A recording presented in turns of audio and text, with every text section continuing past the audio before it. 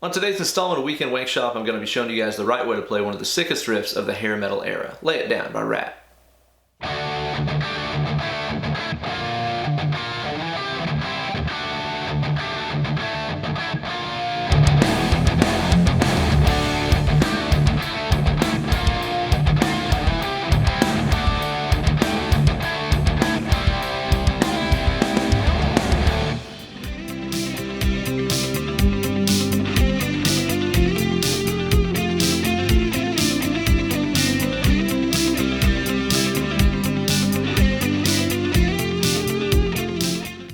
Kids, welcome to a brand new installment of Weekend Wankshop. Here with your best buddy in the whole world, Uncle Ben. I've always thought that Lay It Down by Ratt was one of the most awesome riffs in hair metal history, so I was really excited to cover this one for the show whenever you guys started asking for it. And also, if there's other, great 80s hair metal riffs that you guys like to see covered on a future episode, be sure to let me know in the comments below. This is another one of those tunes with a lot of crappy tabs and covers and stuff floating around that aren't exactly right. So I tried to do as much research as I could to make sure I was showing you guys the real legit way to play this one. It's got some odd, big stretchy chords in it that kind of hurt my hand a little bit to play, but it sure does sound dang awesome. Before we get into the lesson, let's hear it again at step-dad speed.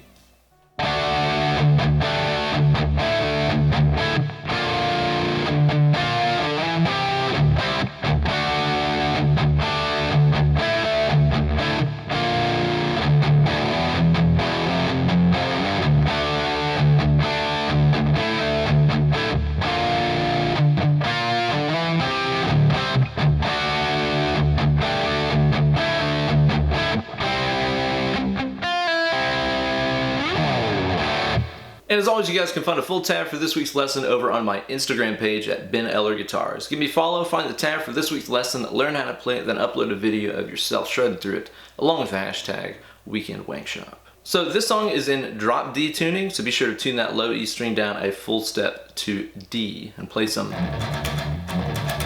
tool riffs while you're at it. If you watch recent live videos, they've started tuning down a half step lower than before. So this song is in D flat live now, but on the record it is in D. Okay, so after you drop the D and you've conjured yourself up a mighty martial tone with a generous amount of reverb on it, you're ready to begin the riff.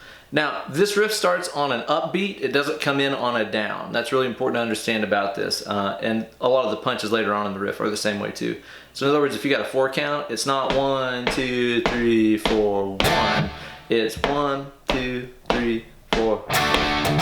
Hear how that was right before the beat? That's really important to nail the feel of this riff and get it down right.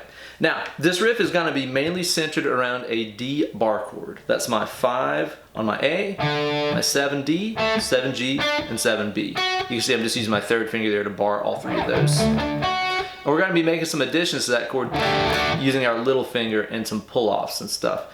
It's really important to note through this riff where the pull-offs are happening, some of the chord shapes, and then also some of the pedal tones used throughout the riff. A lot of times I see people just play the low E string for all the pedal tones, and that's not exactly the case. Okay, so what you're going to do for the first part of this riff, which we'll call the A section, this is kind of an A, B, A, C kind of riff. A section sounds like this.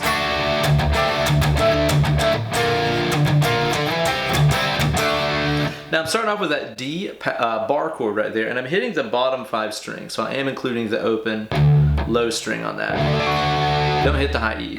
You don't want that guy in there. Chug the low E 2 times. Then what you're going to do after this is, while you're still holding this chord shape down with your first and third fingers, with your little finger here, add in the B string on fret number 8. And what I'm going to do is I'm going to strike mainly just the G and B strings here, and I'm going to do a pull off, so that way I'm pulling back off to the 7th B that my ring finger is holding down right here. After this, 2 more chugs on that low E, and then you're going to do this move. Now what I'm doing here is, while I'm still holding down this bar chord shape, with my little finger I'm grabbing the G number 9. And what I'm going to do is I'm going to hit the D and G strings, again still holding the chord shape here. I'm going to hit D7, G9, up, and do a pull off with my little finger, pulling off to that 7 on the G. Holding that shape for a long time just kills my hands. So now at this point you have this. Then you're going to go. Okay, so that's 2 more chugs on that low E. And then the scale of the summit chord here, 5A, 7D, 9G. You gotta strike all 3 of those strings. Then check this out. You're gonna just basically take what you're holding down with your 3rd and 4th fingers here and move them up a fret. So now your chord shape is 5, 8, 10 on A, D, and G strings. This is a brutal one to play. I'm really happy I'm playing a shorter scale guitar right now to make that a little easier to play. Playing this on a Fender scale guitar is pretty rough to do unless you have like gigantic hands. So after you do that shift, what you're gonna do is to palm mute the A string now on that 5th fret and hit that guy 2 times, and then hit your 2 guys that you're holding up here on the D and G strings. Then go back to that A string 5 and slide this whole chord shape up a whole step. So notice I didn't hit them all and slide the whole chord up. I hit the A, slid it up to 7, and then I hit that D10, G12. Again, big old chord shape right here.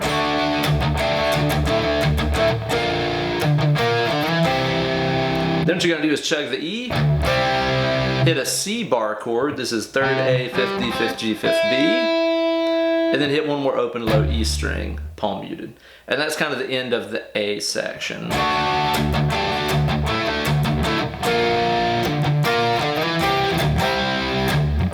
And then we move on to the B section of the riff, which starts off with all the same stuff. You're gonna be doing that same D bar chord, doing that move just like before.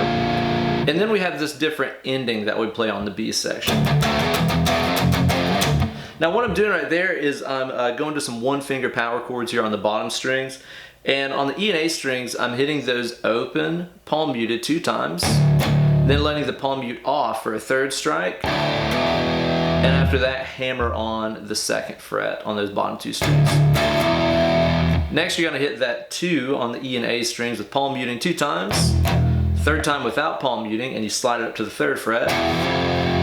Then you're gonna do that 3rd fret power chord with 2 palm muted chugs, a 3rd one that isn't palm muted, sliding to 5.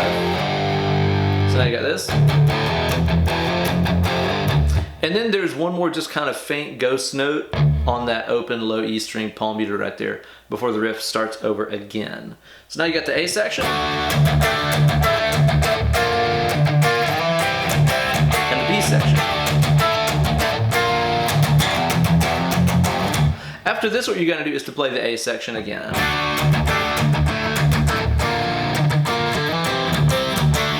And then you get into the last section of the riff, which I'm gonna call the C section. Sounds like this.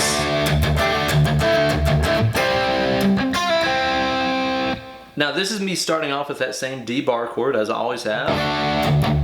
You pull off on your B string, pull off on your G string, the scale the summit part, and then you're just gonna go to right here. This is the D5, G5, B5, kind of the upper part of your C bar chord we played earlier.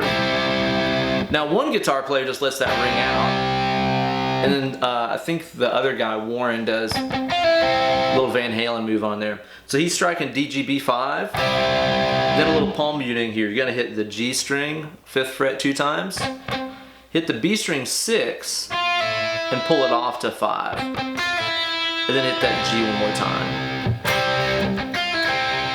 A little slide, and then a big old open D power chord here. Open, low E, A, D, 2nd G, 3rd B. Classic stuff. So the entire riff, A, B,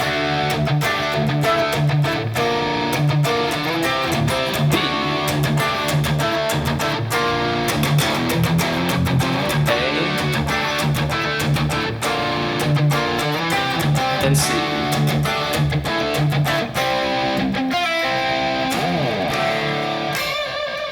So there you go, guys, one of the most bitchin' riffs in hair metal history. That's a really fun one. Like I said, I love doing this 80s stuff. I really need to get around to doing like 17 by Winger sometime too. That's another one of those riffs that like has always kind of evaded me, and I don't think I've ever played it exactly right, so I need to get down to the details on that. Let me know what other classic riffs, leads, solos, whatever you guys would like to see covered on future installments of Weekend Wankshop in the comments below. Thank you guys so much for watching. You can follow me on Instagram at BenEllerGuitars or on my Facebook fan page, facebook.com/UncleBenEller. And if you'd like to book some one-on-one Skype lessons with me, be sure to drop me an email. BenEllerGuitars@gmail.com is where you can reach me. Now get away from this doggone computer and go play some guitar. Less clicking, more picking.